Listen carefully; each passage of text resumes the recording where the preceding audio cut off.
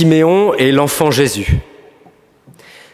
Voilà une scène qui aurait pu être représentée par le peintre de la Tour. Je ne sais pas si vous êtes familier de cet artiste du XVIIe siècle qui a un style pictural bien particulier puisqu'il était maître dans l'art de représenter les jeux d'ombre et de lumière. Chez lui, tout se passe dans la pénombre et même dans les ténèbres les plus épaisses.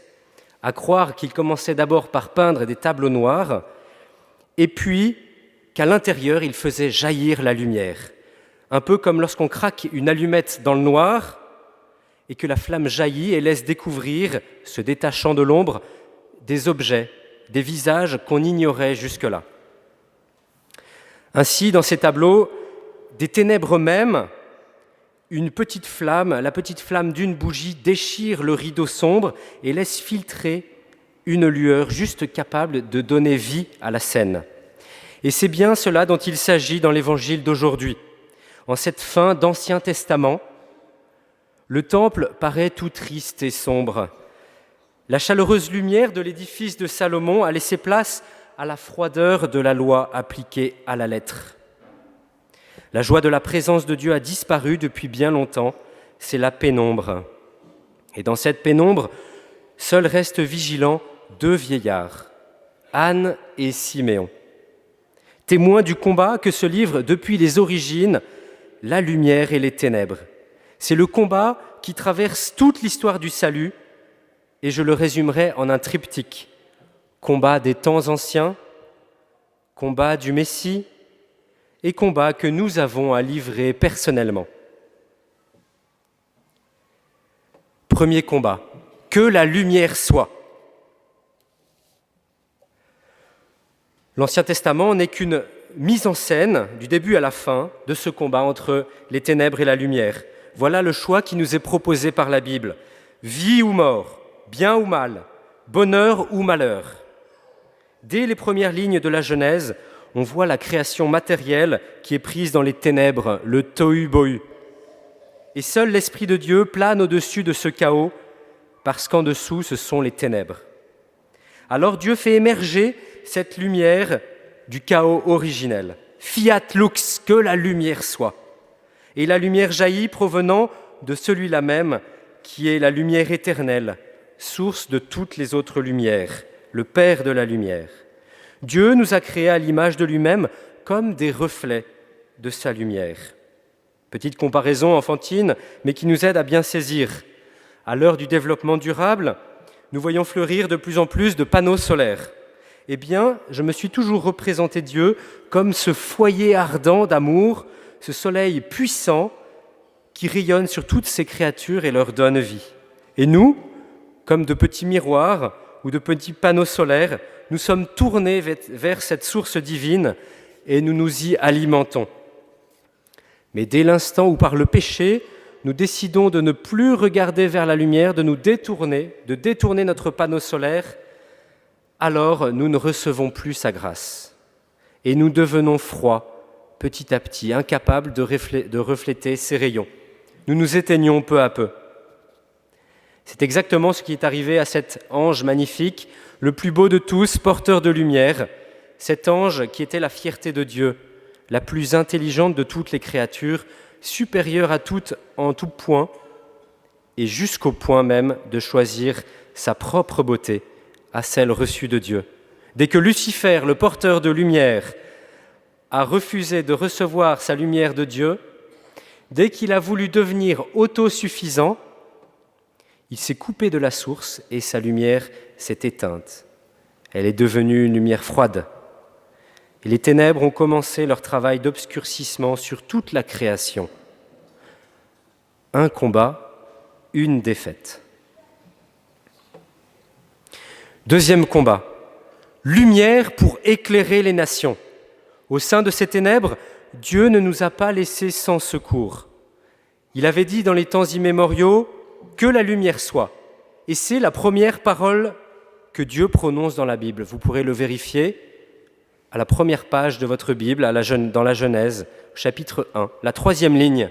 Dieu dit que la lumière soit. C'est sa première parole. Et cette première parole est si puissante qu'elle a une répercussion insoupçonnée. La parole de Dieu, le Verbe de Dieu, vous le savez, c'est Jésus.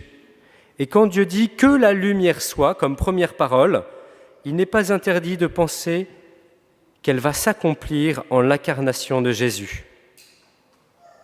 Jésus, lui, on le dit dans le credo, est la lumière née de la lumière.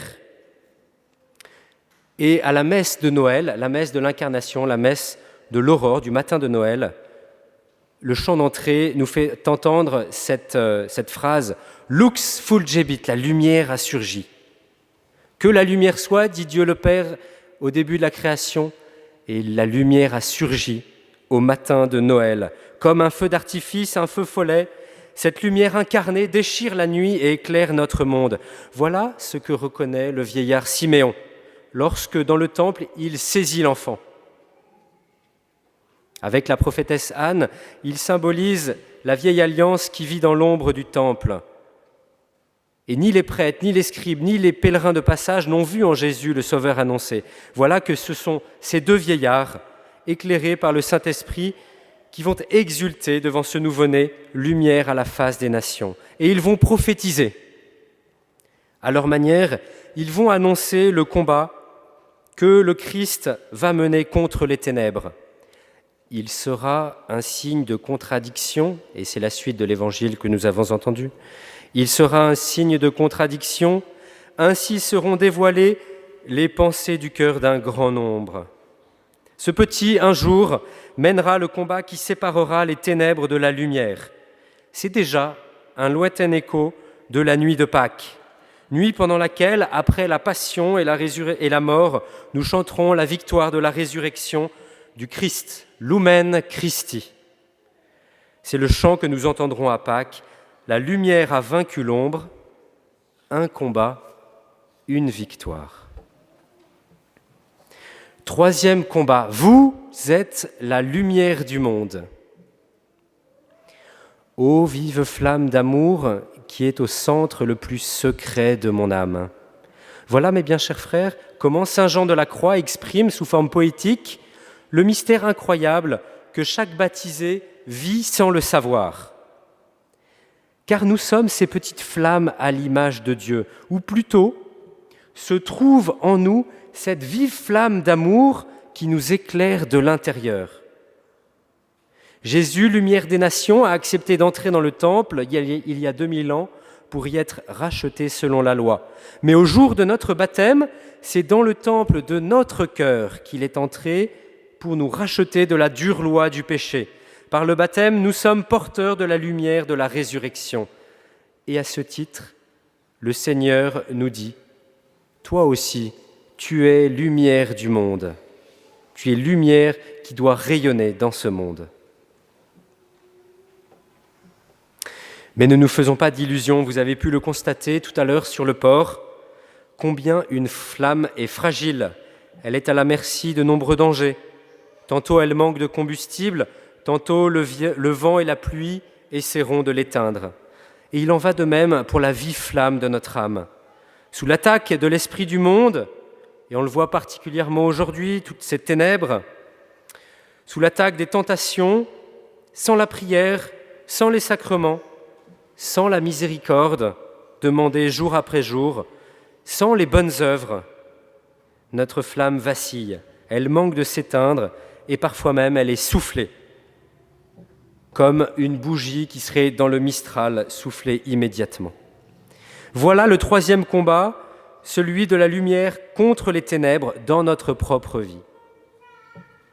Il n'est pas encore question ni de défaite ni de victoire, mais attachons-nous au Christ qui, lui, a déjà vaincu pour nous.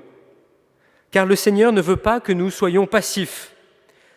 Être passif, c'est déjà accepter d'être mangé peu à peu par les ténèbres. Au contraire, il veut faire de nous des flammes ardentes à transmettre le feu divin à d'autres. C'est notre combat. Alors, pour ce combat spirituel, je vous livre peut-être un moyen tout simple, un moyen de prière, que nous pouvons appliquer dès aujourd'hui dans notre prière de chaque jour, et en particulier la prière du soir. Je vous propose, jour après jour, de reprendre cette courte prière du Nunc Dimittis, prière que tous les moines et religieuses chantent pour se confier à Dieu avant de s'endormir. C'est la prière que proclamait tout à l'heure le prophète, le vieillard Siméon. Maintenant, Seigneur, tu peux laisser ton serviteur s'en aller dans la paix, selon ta parole.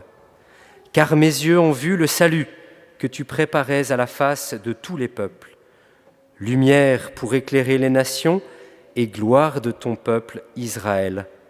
Amen. Au nom du Père et du Fils et du Saint-Esprit, ainsi soit-il.